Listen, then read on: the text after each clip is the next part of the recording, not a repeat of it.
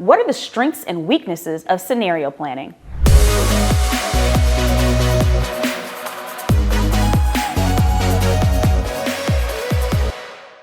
By the end of this video, you're going to understand both the positives and the negatives involved in using scenario planning for keeping businesses relevant. First, you'll understand what scenario planning is and is not. Then I'll share 2 methods for scenario planning that you can start using right away. And then lastly, we will discuss some of the limitations of scenario planning so you don't have a false sense of security.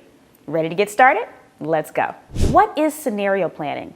Simply put, it's a strategic planning method that some organizations use to help them make flexible long-term plans. The key word here is flexible. Oftentimes we plan for the future that we expect. And unfortunately, as humans, we have different types of biases that actually impede how we prepare for the future. So naturally, we have something called a recency bias. What that means is we overestimate the likelihood of what's happening right now and in the immediate past, continuing on into the future. And so we plan for the future as if it's now. We also have something called a status quo bias. That is simply what you see in effect when you know people whose lives or careers are a hot mess. And there's easy solutions they could take, but they choose not to do it and stay in that place.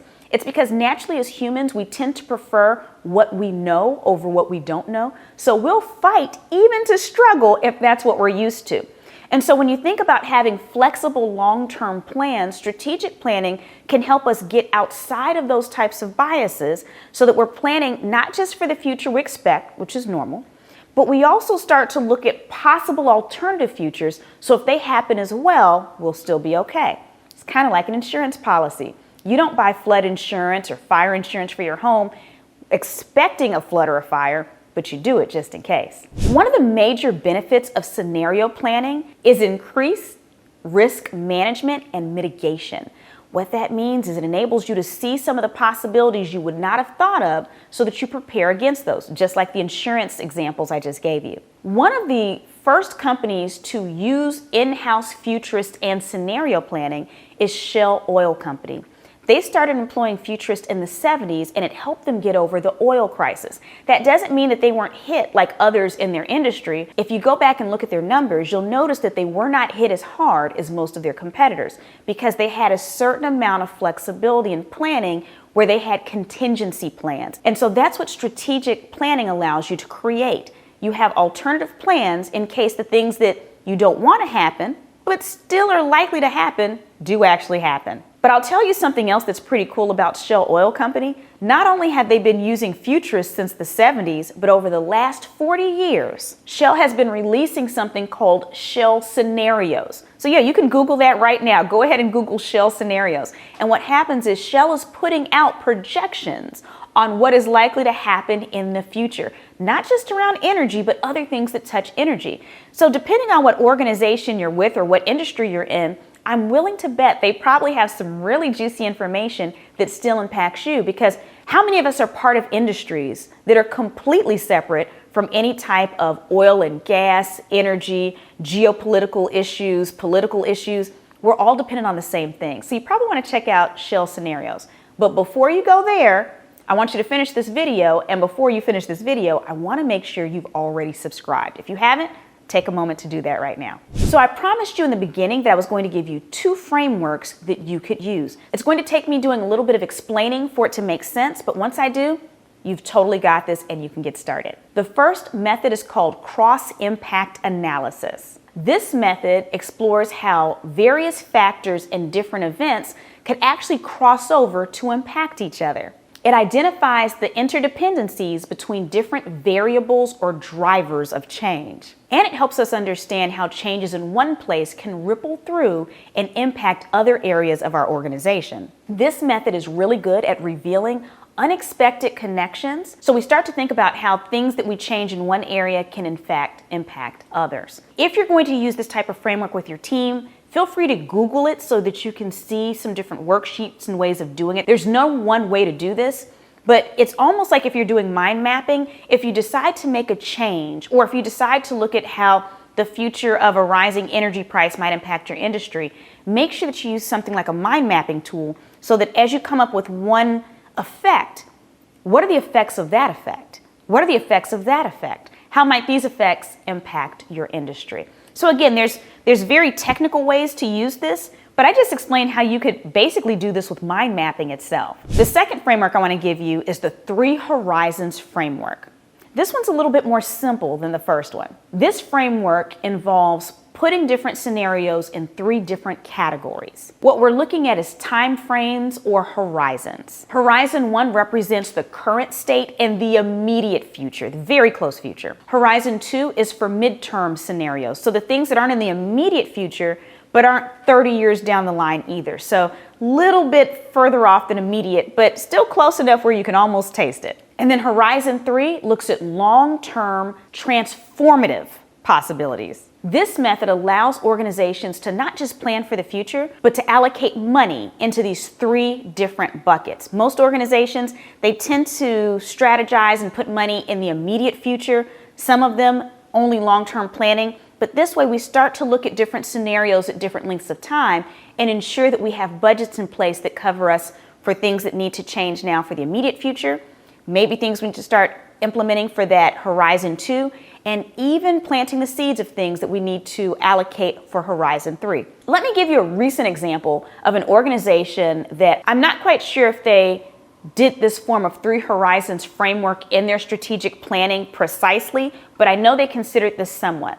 So there's the Austin Convention Center, and I recently had a chance to talk to a member of their membership team, and when they were doing their strategic planning for the future, they identified that their current location would not be able to suit the needs of Austin as a growing city in terms of housing large conventions. And so they made an extremely interesting decision, and they allocated budgetary things for this. They decided to tear down their entire convention center and rebuild a new one in its place. They had no other facility, they couldn't add on to it. They had to make the very hard decision to forego profits in the immediate future so they can build out this amazing complex for the future. And so when we do these types of frameworks, sometimes we realize that we might need to sacrifice the immediate future so that we have long-term relevance. That's just one example for you. So the first example is, I don't know if you're a fan of The Office like I am, but Dwight Schrute on that show is constantly engaging in scenario planning. That's why he has the whole doomsday prep going on, where he has these huge buckets of mayonnaise and random things that he then has to consume every few years as he restocks. You saw episodes where he was helping the team plan for all kinds of things like fires and other dangers, and it led to hilarity, but he's an example of someone who really was thinking ahead. So if those things actually happened, he would be ready. The Simpsons movie had a doomsday book in it that was all about scenario planning. That's another option. And another one is, I don't know if you've seen the show called The Boondocks. Huey, the 10-year-old, was constantly scenario planning, and there's even an episode where they had the fried chicken flu. So he even had things like gas masks for his family. He had the booklet on what they needed to do. They had stocked up food. I have to say that that particular episode of Boondocks was funny to me and interesting even because it was the fried chicken epidemic, and some of it actually seemed to echo what would later become COVID and some of the things we had to do around that. So it just goes to show you that if Huey had planned for the fried chicken epidemic and COVID hit, his preparation still would have helped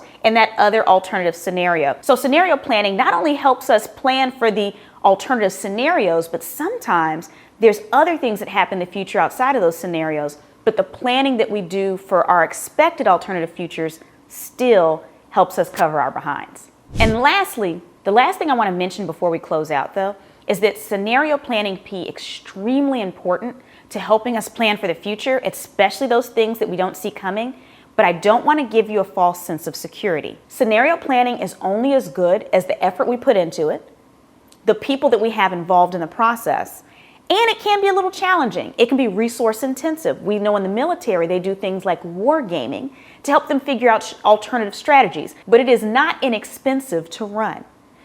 Scenario planning can also be pretty complex, especially when we talk about different horizons or how things are interrelated. And so if we make them too hard or we don't have all the resources to put into it, it can make things a little blurry. So I don't want anyone to get a false sense of security and that it's foolproof But I guarantee scenario planning will help you be much more prepared than you would be had you not done it. Speaking of preparation, you're going to notice I have a free gift for you in the description of this video. It's the Future Ready Playbook. This playbook is full of all kinds of activities that will help you future-proof yourself, your career, and your organization. Make sure that you download it today.